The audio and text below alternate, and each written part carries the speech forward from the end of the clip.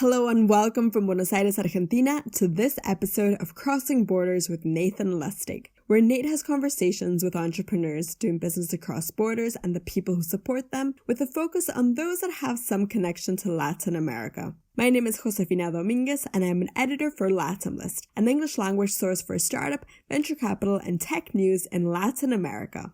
Crossing Borders is sponsored by OpenPay, a payments processor that facilitates transactions between online stores and banks from a website or mobile app. The greatest benefit is that you can receive payments from credit and debit cards, cash payments at convenience stores, bank transfers, and any other payment method you want. The platform, part of the BVA Financial Group, offers security and adaptability with one simple integration. Nate's guest today is Dan Green, a corporate and VC lawyer and partner at Gunderson Dettmer, a law firm that focuses on global venture capital and emerging technology. They talk about how falling in love with Latin America in his early 20s led Dan to focus on building a bridge between Silicon Valley and the region, connecting with and supporting entrepreneurs like the current founders of Cornershop. Dan also explains the advantages and disadvantages of different corporate structures. We hope you enjoyed this conversation with Dan Green.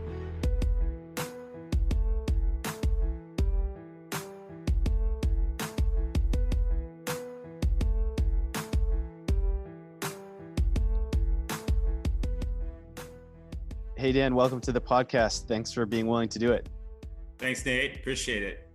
Where are you in the world today? So I am in California in Silicon Valley, hanging tough. We're all dealing with this new world. Every day is different and fortunately staying healthy and well. So tell me a little bit about what you do. So I'm a corporate lawyer. I'm basically a tech company and VC lawyer.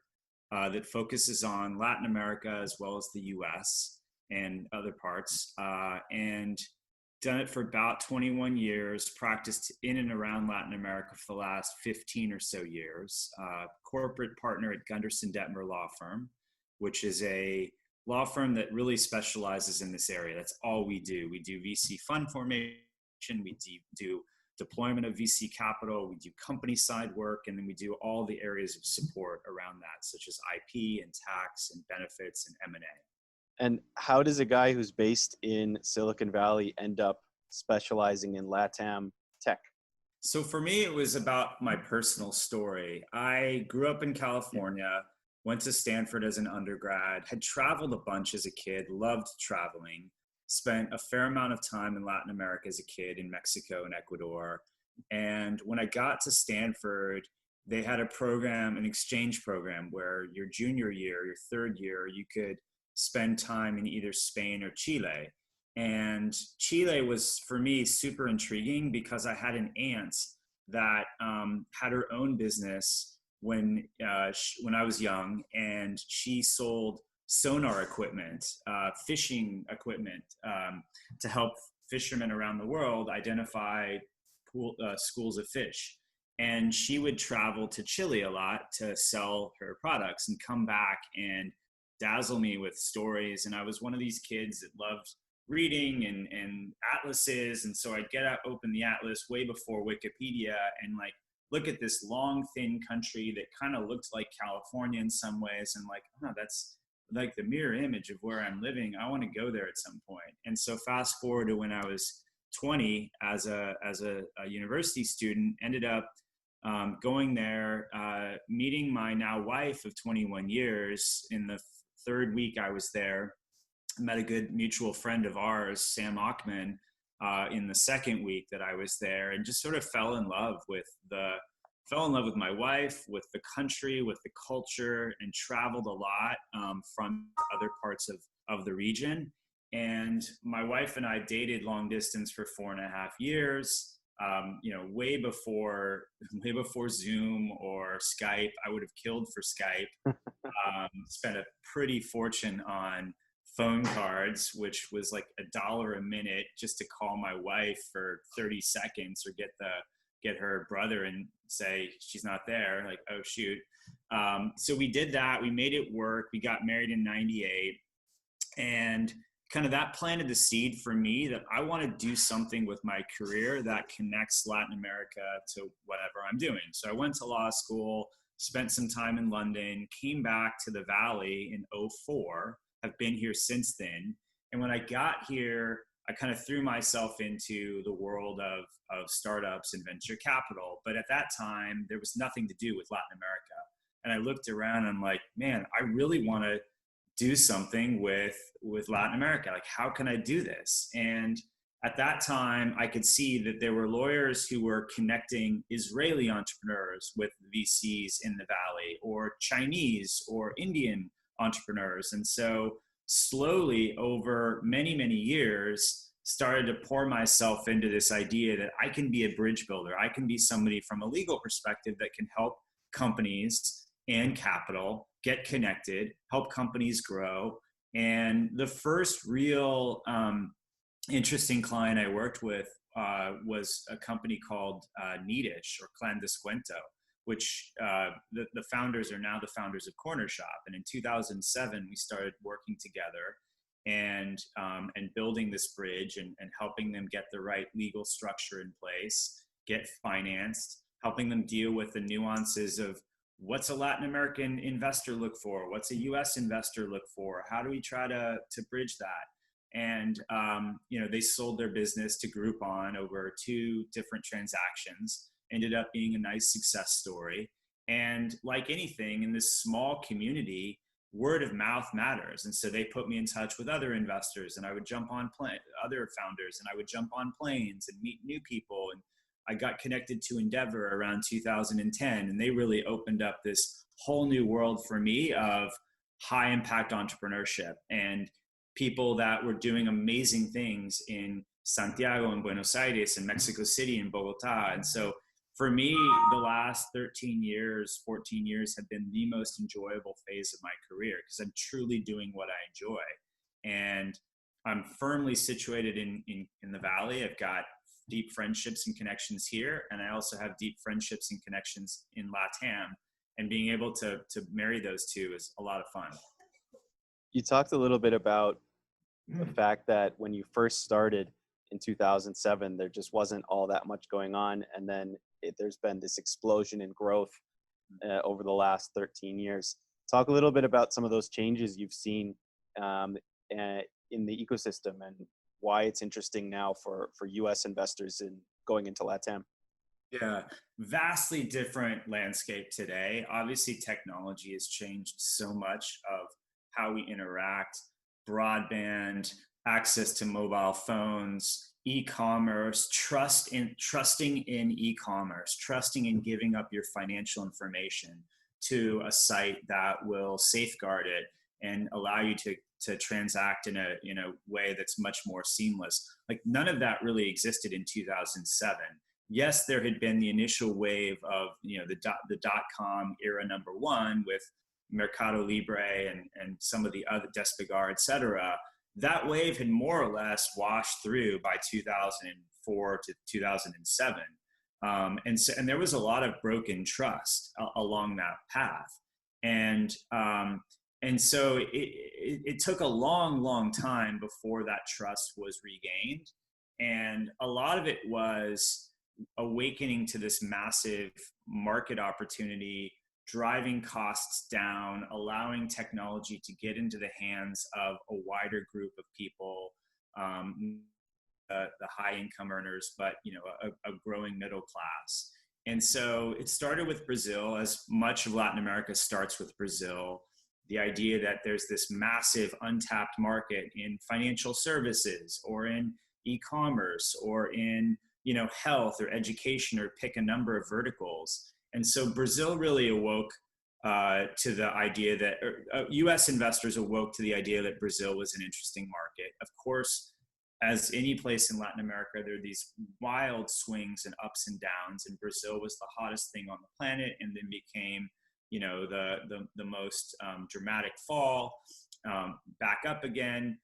But that Brazilian story then unlocked the rest of the region. And I would say over the last few years, clearly Mexico, Colombia, other parts have gotten into the mix and really driven a lot of US investment activity. What I like about the Valley awakening to Latin America is there's this there's this idea that if you make your first investment into a market, you're much more inclined to do your second, third, and other investments, because that first investment is the hardest one. You've got to do a ton of due diligence. You've got to understand the market.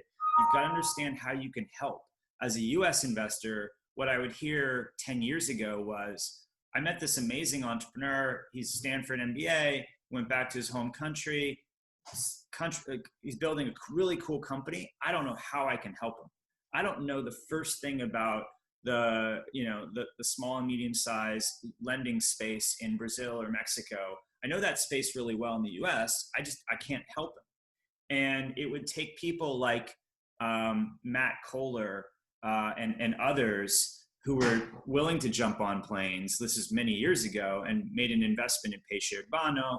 Wasn't a big success, but it kind of paved the way to this idea that there were people in the Valley who were willing to make those bets. Increasingly, with demographic changes and trends, you also have this diaspora effect. Take Rodolfo at Foundation, take a number of other individuals, Santi Subatovsky at Emergence, right? These are folks who grew up or have deep ties to Latin America, who are firmly established in the Valley, who understand both worlds, who are willing to make bets and investments as well. And that's what I think longer term we're going to see more of.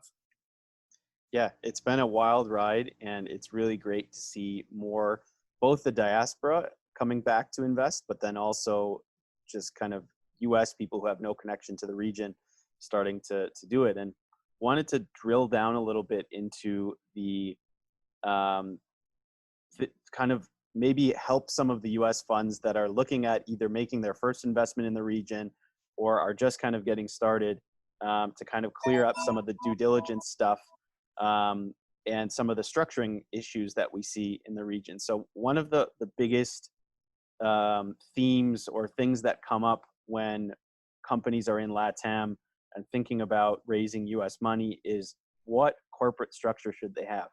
Mm-hmm. And so can you talk a little bit about, and you can give your lawyerly disclaimer at the top here.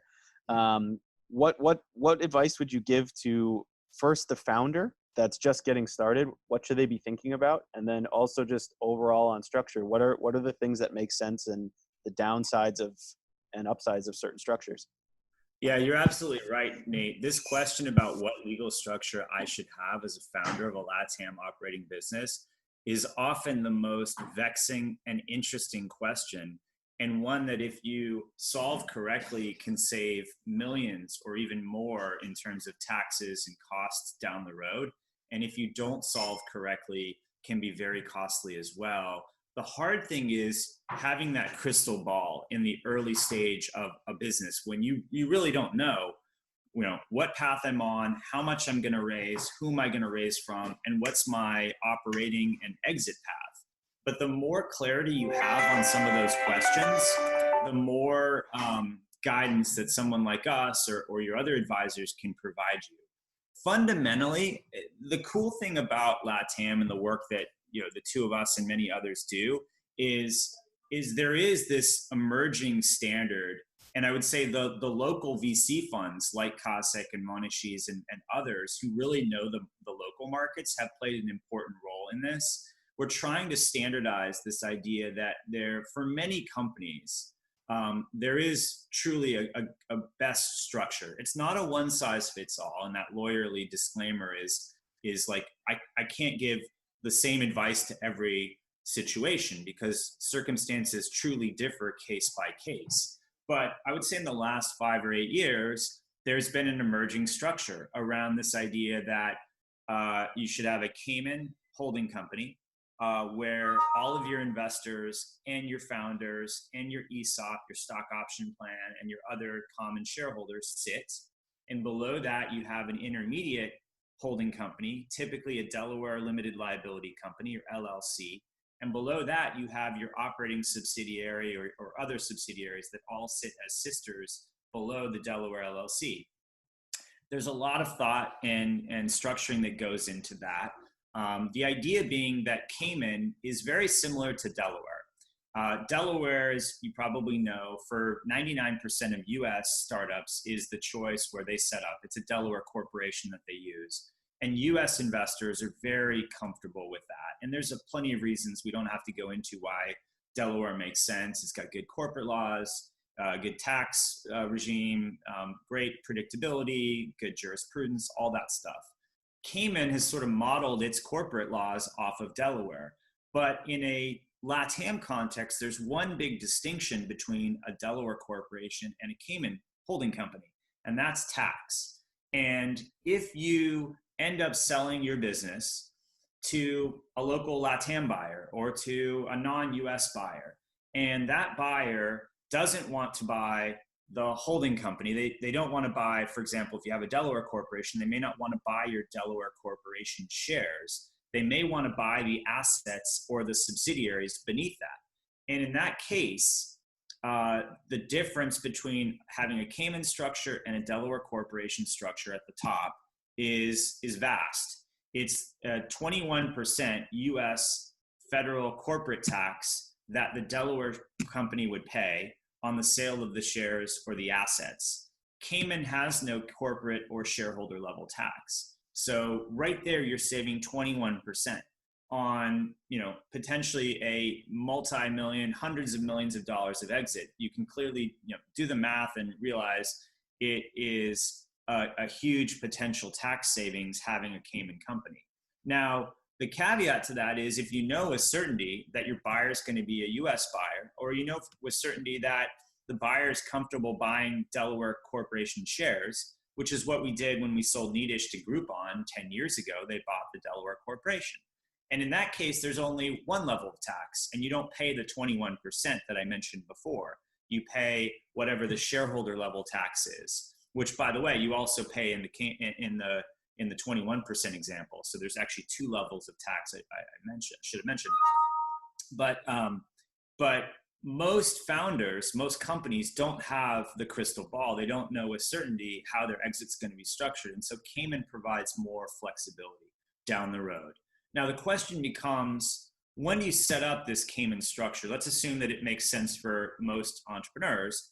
It's costly, it's complex, it requires various law firms, various advisors. It's not something you set up in a day or even a week, even though folks like Brian Rekorth at now his new business Latitude 4 is trying to create startup in a box with this structure.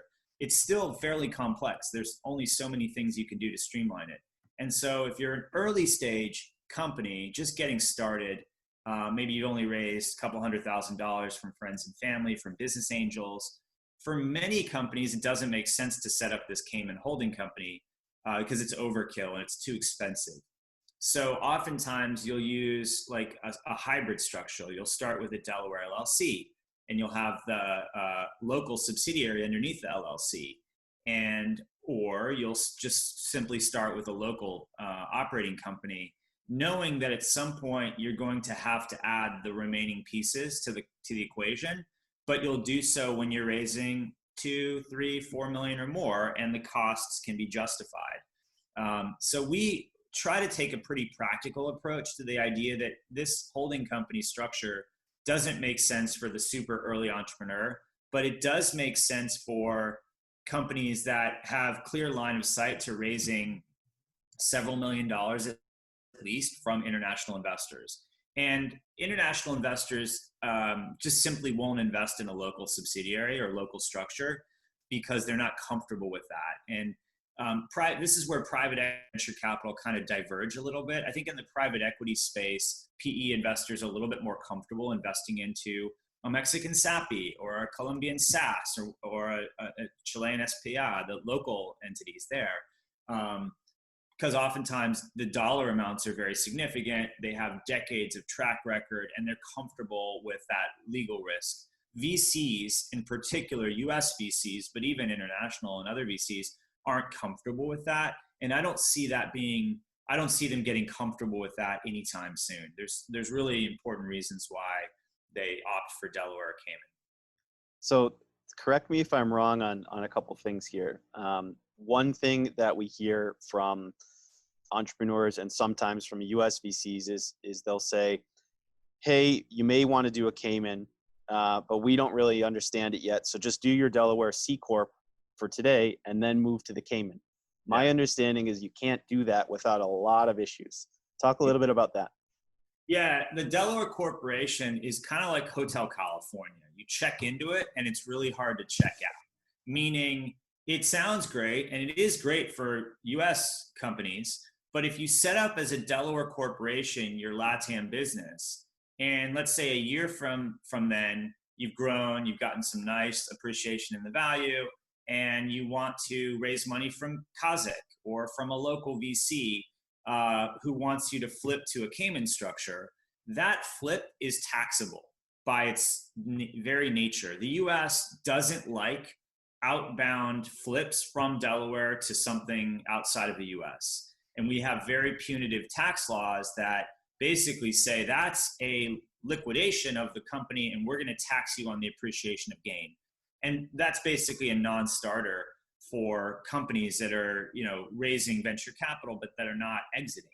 And so you have to do a lot of gymnastics, a lot of structuring. And Nate, you and I have been involved in one of these examples where you basically try to create a sister company or a parallel structure.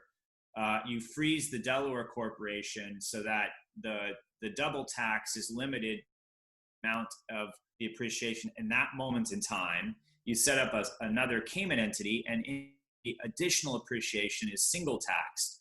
But that's not ideal because it's complex and it is expensive and it's not for everybody. And so it's far better to be thoughtful about the decision from the outset, or at least when you're going to raise the international money. So it's not as easy as saying, hey, I'll set up a Delaware corporation now and I'll cross the bridge of flipping in the future, because it's a very painful process. By contrast, if you set up as a Cayman entity and you want to flip to Delaware, you can do that. Cayman doesn't have any taxation. So it allows companies to flip from Cayman to Delaware corporations if they wanted to without triggering tax. In fact, we did that for Runa in Mexico. They set up as a Cayman entity. They went through Y Combinator several years ago when Y Combinator still insisted that you have to have a Delaware corporation. They've since changed their rules to allow for Cayman. But at that time, they didn't. And so we did the flip. And it was fairly straightforward. And the last one that I think is something that's worth clearing up is that when I was at an event with one of the top founders in LATAM, and he was talking about his structure and mentioned that he used this Cayman structure, and he got a lot of flack from the crowd saying, you're just using this Cayman structure because you don't want to pay tax. You're trying to steal from taxes from Chile, Colombia, Mexico. And his response was, no, I still pay taxes on my local operations in every country. Yeah. When there's an exit, I probably will have to pay tax at the local level for the value of the Chile entity, the value of the Colombian entity. Right. And why should I, if I don't do any business in the United States, why should I pay a 21% corporate tax just for the pleasure of having the entity? Right. That basically the right way of thinking about it? Or would That's you exactly the right way of thinking about it. You're not avoiding tax. There is going to be tax paid at the subsidiary level. If the subsidiary generates profits, which are taxable, they're going to be taxed in the country where the subsidiary is operating. And when you're exiting the business, even with a Cayman structure, and the founder is a Chilean or Argentine or Mexican taxpayer, they're going to pay taxes in their home country. You're not avoiding that. And so you're paying your fair share. You're just simply avoiding that, like you say, that 21% levy to the U.S. That is otherwise, not having any role in this process. So it's really, and it's not doing something. People in certain parts of Latin America think Cayman is this, illicit paradise. It's a tax haven. It's, you're doing something bad by setting up in Cayman. Clearly, there are folks that are bad actors that have used Cayman or BVI or other things for money laundering. That is not the vast majority of what Cayman entities are used for. Cayman's a perfectly legitimate place to set up your business. It has specialized in this idea that you can use their infrastructure, their services, et cetera, as a means to to getting a more efficient funding structure for your company. And there's hundreds of billions of legitimate dollars in funds and companies, et cetera, that are set up in Cayman. Not to say that the optics aren't real, they are real. And so sometimes you have to think about that from the lens of what your investor is comfortable with. We have one example recently with a Spanish bank that is grappling with the idea that they can't invest in Cayman at the moment because it's on a blacklist for the EU. It will, I think, come off that blacklist in the coming months, but nonetheless, that's a real issue for them.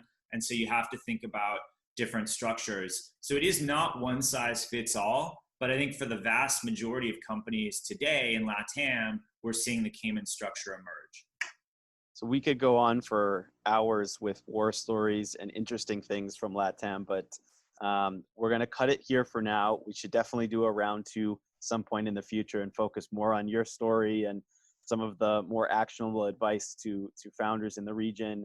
You have lots of good stories on advice for raising money in the Valley. So let's definitely do a round two, but let's leave this one here. Thanks for taking the time to do it. Really appreciate it, and have a great rest of your day. Thanks, Nate. You too. Take care. Stay well.